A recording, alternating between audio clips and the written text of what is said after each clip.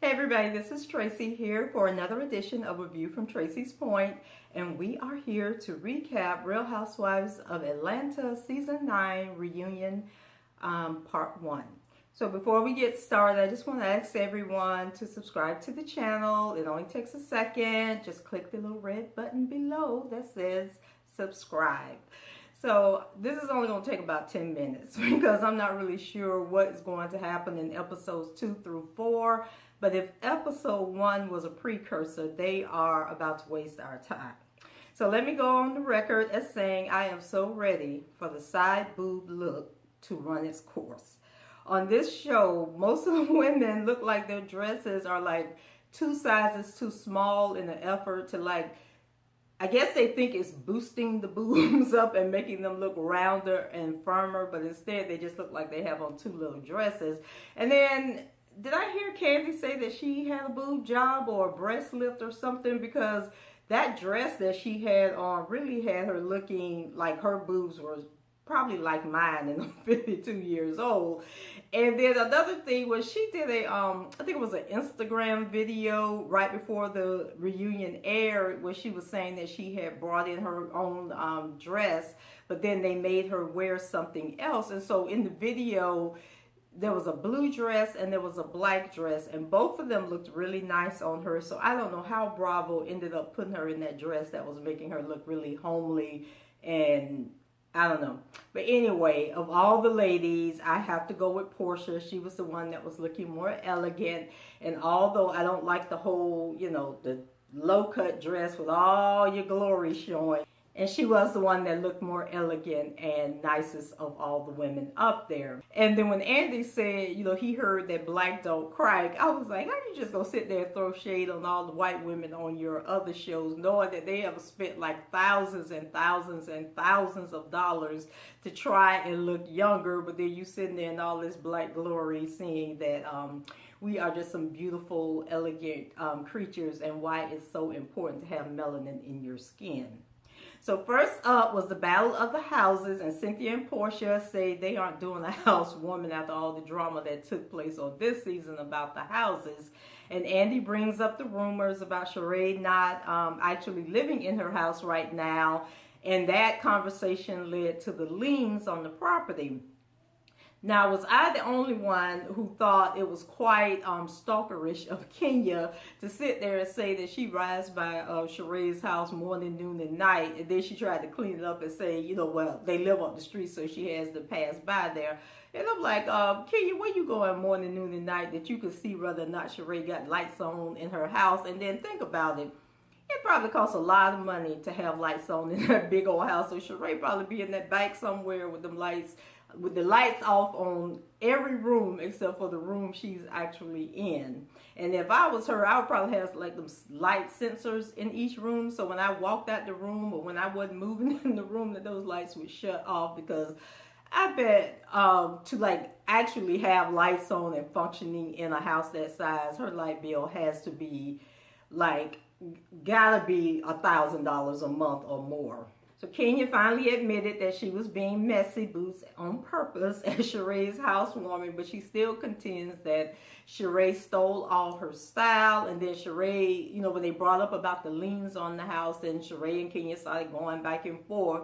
And Sheree did admit that she does have liens, but it's only because the contractors didn't do their job. Now, I don't know about all the other people, but the one that's supposed to be from the landscaping people, yeah, she shouldn't pay them, because I think they're looking for over $10,000. And I'm thinking all that dead grass that we keep seeing in these pictures, and no plants and no flowers. I mean, there's nothing beautiful about the grounds of Sheree's property. Although the house is beautiful and the inside is beautiful, that those grounds don't say anything like you're welcome, come in, and that, if you think this is nice, check out what the house looks like on the inside. So I've been meaning to ask the question, whatever happened to Phaedra's restoration service with Tasha Cobb and William Murphy? Now, I know when everything jumped off in Hawaii, she thought that it would be a good time to do the restoration service. But I'm thinking, like, what was the purpose of that whole scene, with them at the church, and where she's talking about, all the things she wanted to take place? And, like, did they come back later and say, hey, this ain't a good idea, we don't want to be a part of the show? So, did they back out? And then the whole thing in Hawaii was kind of like to cover up for that incident. I just thought that they dropped that whole thing about the restoration service, like, with Tasha and William, like it had never happened. When they got to the part about the divorce party, I really wish Andy had asked Porsha if she was supposed to have read that text to the ladies, because I think that was a whole lot of the confusion that went on, and that's what led Kenya to go to Porsha's hotel room and for that confrontation to take place. But he let it slide, and then Kenya still doesn't understand why her idea to throw the divorce party was in bad taste, whether she had good intentions or not. Like, after hearing Phaedra say why she didn't want to be a part of the party, she still cannot find it in her heart or in her mind to say, yeah, it was a bad idea. Instead, she wants to twist Phaedra's words around and accuse Phaedra of still holding a grudge. And, then she wants to talk about Phaedra owes her an apology, from when the whole thing with Apollo took place. But I think I mentioned in my recap that after that whole thing with Apollo took place, there was still some question as to whether Apollo was telling the truth when he said that he had made everything up. Because remember, that's when him and Phaedra were like separating, and so people were saying that maybe he said that just to get back at Phaedra. But nevertheless, Kenya, it was in poor taste, so let it go.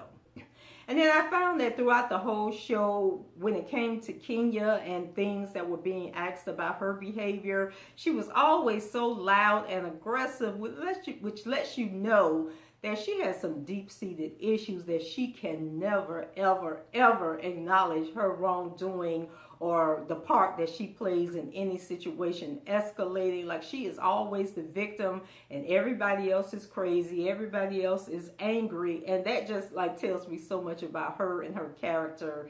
And I'm thinking it goes beyond the show, that she's probably like that in real life. So when Kenya, was in the hotel room with Phaedra, and she asked if she wanted to pray, that whole thing, I can understand why Phaedra didn't want to pray with her, because it wasn't coming from a sincere place. And you could look on Kenya's face and tell that she was being sarcastic and mocking, Phaedra's faith and everything. Like, I, for one, ain't letting everybody pray for me. I'm not letting everybody pray over me. And if I don't think you're sincere, you can't pray with me. So that's just my thought on the whole prayer thing. Next, they went to Porsha and the whole anger management issue. And Kenya, still not trying to claim any responsibility. One question from the audience was about Kenya and her anger issues. And then another was directed to Kandi, about her anger. But of course, they're both saying that they don't have anger issues. They don't have problems. And it's all Porsha, Porsha, Porsha. So the ladies, like I say, are still making light of the situation and doubting that Porsha is going to counseling. And then there was like a back and forth with Porsha and Kandi, where Kandi, so Andy brought up the fact that Phaedra had lied, or had lied to Kenya about Porsha wanting to talk to the group about the anger management. So then they asked Porsha, once you saw that actually happened, why weren't you angry with Phaedra for lying?